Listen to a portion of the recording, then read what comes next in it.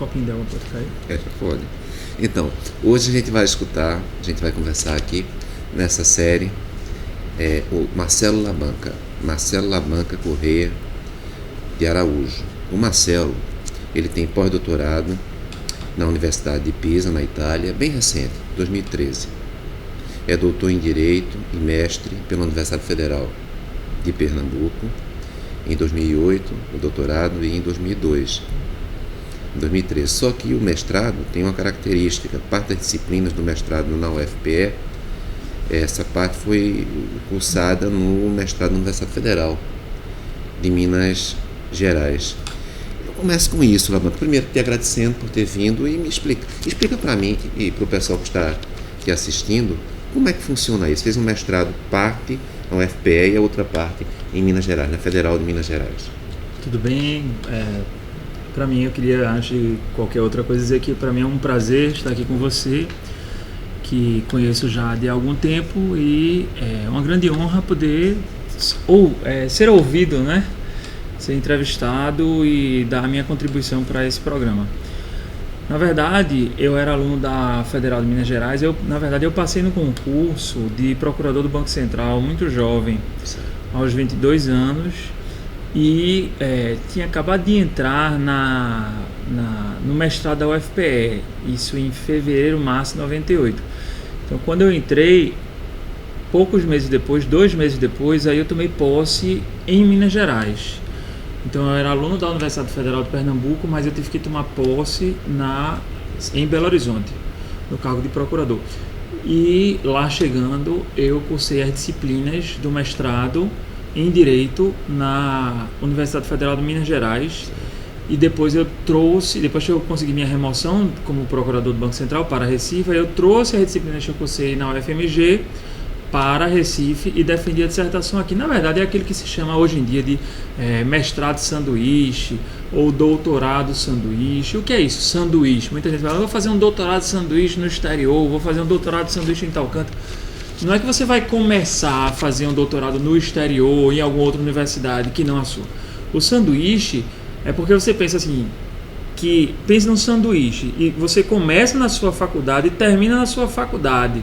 Mas você, no meio da sua pesquisa, você desenvolve alguma pesquisa, você faz alguma disciplina numa outra faculdade que não é a sua. Então, no meu caso, eu comecei na Universidade Federal, terminei na Universidade Federal, mas... Em Minas Gerais.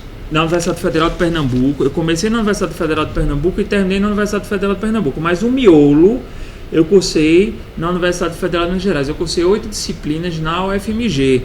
Então, eu estive lá com o Menelik, com o Baracho, já falecido, o Baracho pai, o Barachinho, o Zé Luiz Quadros, o Rosemiro Pereira Leal, aquela turma boa lá da Universidade Federal de Minas Gerais. Para mim foi muito bacana. Hoje em dia, o aluno de pós-graduação, ele, por exemplo, digamos, ele começa a fazer mestrado aqui na Universidade Católica de Pernambuco. Então, ele pode começar aqui, fazer alguma disciplina em alguma outra universidade, passar um período de pesquisa lá na Unicinos, por exemplo. Eu sou professor da Católica também, então lá nós temos Procades, ou na PUC Rio, que é um convênio que nós temos. Então, ele pode cursar 2, 3 disciplinas na PUC Rio, depois voltar aqui para defender a sua dissertação de mestrado em Recife. E aí é o que se chama de mestrado sanduíche, né? Não é que ele fez um mestrado no Rio, ele cursou disciplinas ou fez algum período de pesquisa no Rio de Janeiro. Tá certo. É só um exemplo. Tá, então. E o teu mestrado, ele teve por título, né? Eu estou vendo aqui, o Condomínio Legislativo. Um estudo sobre a possibilidade de aplicação do princípio da subsidiariedade na repartição de competências legislativas concorrentes entre a União e os Estados-membros, prevista na Constituição Federal Brasileira de 88. Repartição de competências. Faz um resumozinho? Hélio, é o seguinte, esse tema é um tema que eu sempre gostei, mas que, na verdade, quem me deu o estalo para esse tema foi meu professor na graduação, meu professor de Direito Constitucional na graduação, que, infelizmente, também não está mais conosco, mas foi meu professor de Direito Constitucional 1. Então, aquela história, né? A primeira experiência foi o professor João Parente. O professor João Parente, ele era professor da Universidade Católica de Pernambuco, professor de Direito Financeiro e também professor de Direito Constitucional. E aí foi o meu primeiro contato com o direito constitucional. E aí ele foi quem deu a disciplina de federalismo, quer dizer, deu direito constitucional e deu a parte referente à organização do Estado e a organização federativa que envolve a repartição de competências legislativas. Então, dali eu já criei um gosto pela disciplina, um gosto pela matéria. Então, quando eu entrei no mestrado, você não precisava apresentar um projeto na época. Você entrava, fazia uma prova, você não tinha projeto. Depois é que você fazia o projeto no curso do mestrado, né? Então eu fiquei pensando, poxa, o que é que eu escolho para fazer? E aí eu me lembrei daquelas minhas lições lá da graduação, né, você busca fazer aquilo que você mais gosta e você tenta aliar, na hora que você vai fazer um projeto de pesquisa, você tenta aliar com sua bagagem de leitura, que isso é um facilitador. Você não vai começar a fazer um projeto de pesquisa sobre qualquer coisa, você vai fazer de acordo com o que você tem de bagagem para poder aproveitar essa bagagem. Então aí eu fui fazer em repartição de competências. Basicamente, a dissertação... Queria só fazer um parênteses. João Parente, Ulisses Safiro, eu trabalhei com o João na Procuradoria do Estado. Uma parte boa aqui desses livros que tem aqui no gabinete foi muito em função das conversas com o João. Era uma pessoa realmente um intelectual, um estimulante, né? Com muito certeza. Inteligente. Eu me lembro que quando eu fui para Minas, eu tive com ele no escritório e aí ele me deu um paideia. A gente tinha algumas conversas, certo. E realmente era uma figura, uma pessoa humana extraordinária, mas um profissional de muita reflexão, sabe, Hélio? Claro. Ele conseguia fazer algumas reflexões sobre o direito constitucional, sobre a questão da seriedade. Eu me lembro das aulas dele, porque nós nos lembramos, não importa a idade, mas nós nos lembramos dos nossos professores da faculdade, dos bons professores. Claro, e nós nos lembramos das lições, ou seja, fica muita coisa. Então, das aulas de João Parente ficou muita coisa. Ele falando sobre a importância de você ser sério na vida, de você ser um profissional honesto, ou seja, ele ia além da questão do ensino meramente do direito. Ele dava ele era um educador, não era um simples professor. Mas a dissertação, só para responder a pergunta, para não ficar, né, respondendo objetivamente, a minha dissertação de mestrado, posso fazer um parênteses? Aqui fala-se dissertação de mestrado, tese de doutorado. Muitas pessoas falam, não, minha tese de mestrado, o termo correto é dissertação, né? Certo. A tese é para doutorado. Mas a minha dissertação de mestrado foi sobre a repartição de competências legislativas. Então, o que eu busquei examinar nessa dissertação foi como essas competências elas podem ser desenvolvidas no plano mais baixo, de maneira mais descentralizada, pelos Estados-membros, diante de uma visão que é centralizadora da própria jurisprudência, da Constituição, de colocar tudo para a União. Então, essa foi a ideia. E aí eu utilizei o princípio da subsidiariedade exatamente nesse sentido, porque o princípio da subsidiariedade, na época, era muito discutido no Tratado de Maastricht, como uma forma de valorizar a competência dos Estados-membros da União Europeia no exercício das suas competências legislativas em relação às competências legislativas da União Europeia.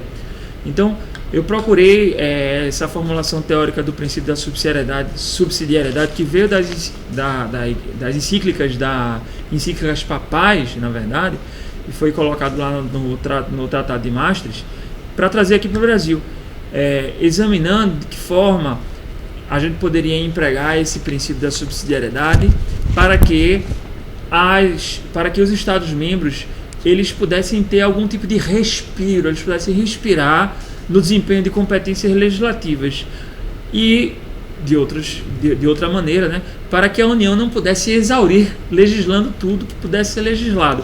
Então, é um princípio de descentralização que faz com que haja uma possibilidade de exercício de competências no plano mais baixo, desde que seja possível, porque se não for possível, e aí vem a união em subsidium, por isso a palavra subsidium. Subsidium do latim é o que? Auxílio, fomento, ajuda. E a união, ela atuaria subsidiariamente, ou seja, ajudando, ou seja, quando o Estado mesmo não pudesse legislar, não fosse capaz, não tivesse condições de dar respostas adequadas do ponto de vista legislativo àqueles casos, então a União iria em subsídio atuar nas suas competências legislativas também. Aí eu te pergunto o seguinte, Então, tu pegasse o exemplo da Europa, falasse várias vezes na Europa e tentasse trazer para o Brasil. De alguma maneira, há uma colonização jurídica do Brasil pela Europa, porque eu sei que aqui em Recife a gente está, de alguma maneira, tentando também estudar o direito constitucional na Latinoamérica. E aí fala um pouco sobre o direito constitucional europeu, que é trazido para o Brasil, e a realidade é completamente diferente. A Europa é pequena, o Brasil é uma federação continental, e também o direito latino-americano. É preciso falar inglês, o intelectual precisa falar inglês, porque se não falar inglês é esquecido. Veja bem. Quem não fala inglês é esquecido? Veja bem. Hoje em dia, sabe, Hélio, no direito constitucional, e aí é uma reflexão que veio de alguns anos para cá, que é uma reflexão muito em razão de uma postura constante de se opor ao chamado colonialismo. Certo.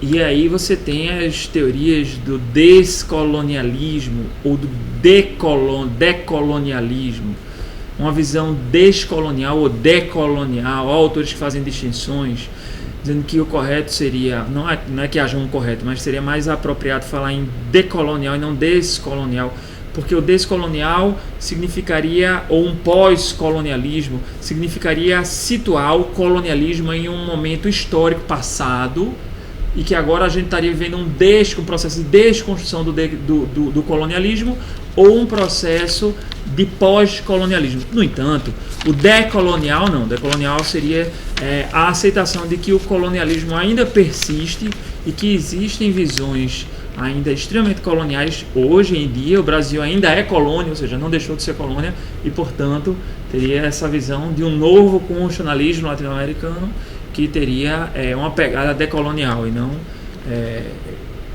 especificamente pós-colonial, digamos assim. Sem dúvida.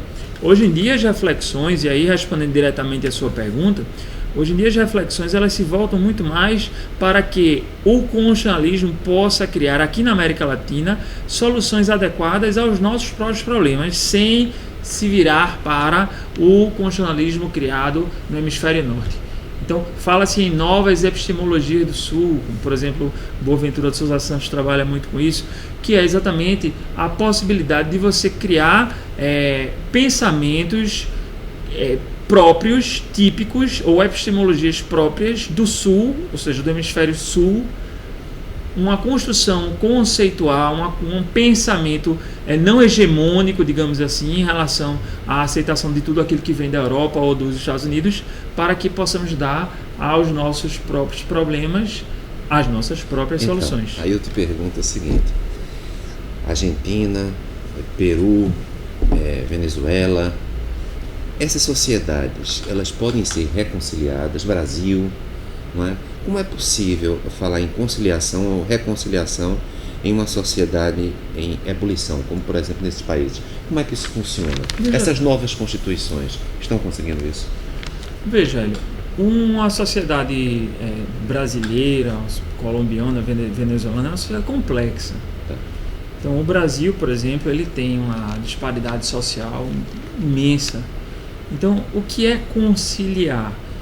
Conciliar, na verdade, é a razão do direito, né? O direito ele parte do pressuposto de que deve haver conciliação, deve haver uma pacificação. Então, a Constituição, enquanto norma de uma sociedade, ela vai buscar ali colocar ou fazer com que diversos setores sociais se sintam tutelados, não, se sintam previstos, digamos assim, ali possam se sentir respeitados e participantes de todo um organograma social.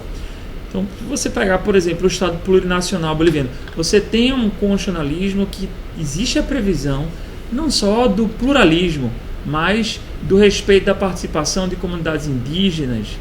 Então, eu acho que essa é a grande questão hoje em dia do constitucionalismo latino-americano, é a capacidade de introduzir uma visão de sociedade que não seja uma visão centrada apenas naquela visão que sempre se centrou, a visão de uma sociedade perfeita, ou de uma sociedade, ou das elites. O constitucionalismo latino-americano, ele parte do pressuposto de que as visões plurais, elas devem ser protegidas pelo Estado. Então, alguns falam, inclusive, de um constitucionalismo mais social, digamos assim, uma nova versão do constitucionalismo social. Mas eu acho que as soluções que são criadas com a finalidade sempre de conciliar. Agora, o que é conciliar? Porque às vezes para conciliar tem que incomodar, né? Eu te pergunto o seguinte, Marcelo. Eu ouço falar por alguns em neoconstitucionalismo. Outros dizem não existe um neoconstitucionalismo. O que existe são novas constituições na América Latina. O que é diferente de um neoconstitucionalismo. Afinal de contas, a função das normas constitucionais sempre deveria ser protejada, independentemente da América Latina vir ao teatro do direito constitucional. E aí existe um neoconstitucionalismo na tua perspectiva? Veja ou bem, não? O neoconstitucionalismo, ou neoconstitucionalismos, né? Para utilizar uma expressão de Carbonell, ele na verdade ele parte de uma visão europeia, digamos assim, né? É um conjunto de características que surgiram no pós-guerra, a valorização de princípios. Enfim, existe toda uma construção conceitual daquele que se convencionou a chamar de neoconstitucionalismo, de inspiração filosófica do pós-positivismo.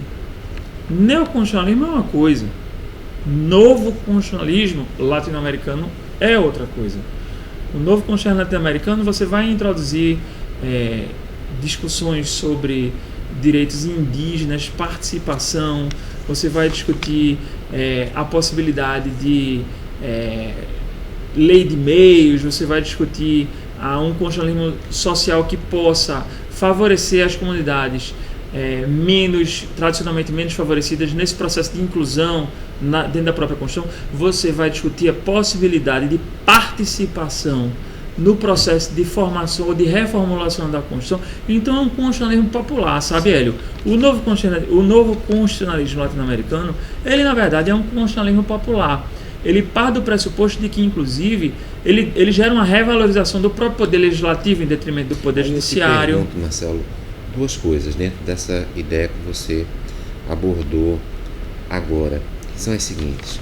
Os modelos desse constitucionalismo popular, os melhores modelos aqui na América Latina seriam Bolívia e Equador. E, por outro lado, só para terminar, Equador, Venezuela. Só para terminar a pergunta, o Garapon, que até a gente colocou no exame do mestrado, ele em um determinado momento diz que a opinião pública é um poder desorganizado.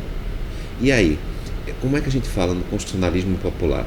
É realmente a opinião pública, na tua perspectiva, como diz o Garapon, é um poder desorganizado? Por outro lado, quais seriam os melhores exemplos desse constitucionalismo latino-americano, desse novo constitucionalismo? Veja, não o neoconstitucionalismo, mas o constitucionalismo latino, né? Constitucionalismo latino-americano. De fato, você tem alguns parâmetros de constituições que podem ser considerados exemplos desse constitucionalismo latino-americano. A Constituição boliviana, por exemplo, a Constituição do Equador. E mais do que isso, sabe, Hélio? Eu acho que a ideia de um constitucionalismo latino-americano é a ideia de você pensar os problemas da América Latina não de acordo com teorias transplantadas do eixo ou do hemisfério norte. Então, por exemplo, vamos pegar um teórico daqui da América Latina, um argentino muito famoso, que é o Roberto Gargarella. Então, ele, por exemplo, fala em transplantes constitucionais. Quando você vai pegar institutos de outros países e você colocar, né, e falar isso com uma certa... Existem determinados princípios ou institutos jurídicos que estão na nossa Constituição, que vieram exatamente da Europa, não só da Constituição brasileira, mas toda a Constituição latino-americana. Mas passam a existir também determinados institutos no constitucionalismo brasileiro que eles vêm da própria América Latina, eles são pensados para a América Latina, para os problemas da América Latina, e que ele não tem referência no hemisfério do norte. Então, por exemplo, vamos pegar o caso da Corte Constitucional colombiana, no caso do estado de coisas inconstitucional. Veja bem, é uma reformulação da ideia de separação dos poderes. Separação dos poderes, Revolução Francesa, artigo 16, dizia que não haverá Constituição ou Estado que nela não assegurar a separação dos poderes. Veja bem, ela tinha cunho universalizante, fora das fronteiras da própria França. Não haverá Constituição ou Estado, ou seja, não estava falando só da França, estava falando de todos os outros, que não fizer a previsão da separação dos poderes. Então, a separação dos poderes existe no Brasil, existe na Argentina, mas é algo que foi transplantado e que se adequou como base do constitucionalismo. Agora, o estado de coisas inconstitucional chamado SCI, que a jurisprudência da Colômbia ela foi sedimentada principalmente naquele caso de deslocamento forçado de pessoas por motivo de violência. Na Colômbia você tinha um problema sério de violência de grupos paramilitares. Então, hordas de pessoas, milhares de pessoas, mais de 3 milhões de pessoas deslocadas das suas cidades, das suas regiões por motivo de violência humana. Como resolver o problema de direitos fundamentais dessas pessoas? Mas qual seria, por exemplo, a diferença do estado de coisa inconstitucional que você vai desenvolver e o estado de coisa inconstitucional que está sendo discutido na Europa, por exemplo, em Portugal, com os refugiados, nesse momento? Qual seria a diferença de um caso para outro? Será que os países têm há um DNA cultural na América Latina diferente do DNA cultural da Europa? Os direitos humanos são diferentes? Veja, não, eu acho que existe uma universalização dos direitos humanos. A grande característica dos direitos humanos é o fato de eles serem universais. Agora, claro que isso não significa homogeneizar, né? Porque é o que Boaventura fala. Ele diz que toda vez que você universaliza... Só lembrando, é um autor português. Boaventura ele diz, por exemplo, toda vez que você universaliza, você termina ressaltando peculiaridades. Então, na hora que você, por exemplo, universaliza a comida, você ressalta o bolinho de bacalhau português, a feijoada brasileira, como algo típico de Portugal, algo típico do Brasil. Então, claro que os direitos humanos eles são universais, mas, veja, existe um problema na Itália, no sul da Itália, em Portugal, enfim, na Espanha, que é o problema dos refugiados, isso é fato. O problema que foi desenvolvido na Espanha, não na Colômbia, ele tem menos a ver, muito embora ele tenha utilizado como pano de fundo a questão do deslocamento forçado de pessoas, mas o chamado SCI, ele tem menos a ver com esse ponto em si, e ele tem mais a ver com a concepção de soluções que ultrapassam um modelo europeu de separação dos poderes. Eu vou explicar. E aí você tem o SCI sendo julgado na Colômbia em relação, por exemplo, a questões previdenciárias, em relação ao sistema prisional. O Supremo ele recentemente aplicou aqui no Brasil o SCI em relação ao sistema prisional, em relação ao deslocamento forçado de pessoas. Mas ele basicamente... O que é o SCI? O SCI é quando a Corte Constitucional ela entende que há um litígio estrutural. Então, não basta uma mera inconstitucionalidade. Ela entende que a inconstitucionalidade ela tem que ferir direitos de várias pessoas e repetidas vezes, e que essa inconstitucionalidade ela deriva não só de uma autoridade, mas de diversas autoridades. Então, é uma questão estrutural de inconstitucionalidade. Então, as pessoas... Aí eu cito o caso do deslocamento forçado de pessoas, porque o camarada ele ia morar em outra região e ele não tinha alguns direitos porque ele não estava na sua região e que dependiam de autoridades diferentes esferas governamentais, por assim dizer. A Colômbia é um estado unitário, mas ela tem uma descentralização em relação à execução, descentralização executiva. Por exemplo, o Sírio que chega à Suécia. Aí há pouco estava se discutindo que o patrimônio, os bens que ele possui, ele deveria entregar ao governo, dado que ele vai ter direitos provenientes do governo, ele já paga entregando patrimônio individual dele. Algo que queriam comparar com o que ocorreu durante um certo período do nazismo. Sim. E aí, qual é a diferença que haveria entre o sírio, que está passando por uma dificuldade enorme, querendo entrar pela Turquia, e de algum modo até a Hungria dizendo que, olha, se começar a entrar a gente vai reagir.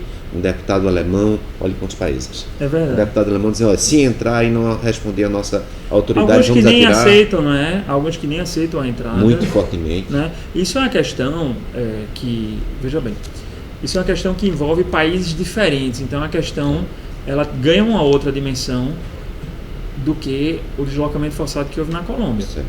Então, na Colômbia, o que houve foi uma mudança de concepção de separação dos poderes, porque a Corte Constitucional ela não apenas deu a decisão, porque é muito fácil para um magistrado ele dar a sua decisão, porque papel aceita tudo. Mas e como é que vai ser aquilo na prática? Então, o que foi que inaugurou a Corte Constitucional colombiana? A Corte Constitucional colombiana, ela, como fez uma comissão de seguimento, ela jogou junto cláusulas orçamentárias, por exemplo, a equipe técnica do Judiciário junto com a equipe do Executivo para poder redefinir cláusulas orçamentárias, para poder garantir orçamento, para poder fazer com que os direitos eles pudessem ser exercitados. Então, teve... Mas só, já que tu falou um pouco do Judiciário, estaria certo ao dizer que se a sociedade está em mudança, os juízes também devem estar em mudança. Claro. Então é difícil dar uma decisão sobre uma questão tão sutil, tão complexa como essa. Claro, mas veja, o que eu estou querendo dizer, Hélio, é o seguinte, que na América Latina há um problema que muitas vezes não existe na Europa, que é um problema de litígio estrutural, como por exemplo, o sistema carcerário, Tá. que é uma questão general, é uma falta de, por diversos órgãos, uma falta de eficácia constitucional. E nem sempre isso ocorre na Europa. Então, como dar uma solução para isso? Não basta, por exemplo, o Supremo Tribunal Federal Brasileiro dizer que é inconstitucional. Qual a grande jogada do SCI? A Corte Constitucional, no caso a colombiana ou o Supremo Brasileiro, ele não dá uma solução. Ele se coloca como parte do problema para tentar buscar a solução. A gente vai, tem sempre um tempo em cada módulo. Acho que vocês estão vendo como está sendo, essa conversa está sendo legal, está sendo movimentada. Está demais. Não é? No próximo bloco a gente continua exatamente com o estado de coisa inconstitucional aqui com o Marcelo.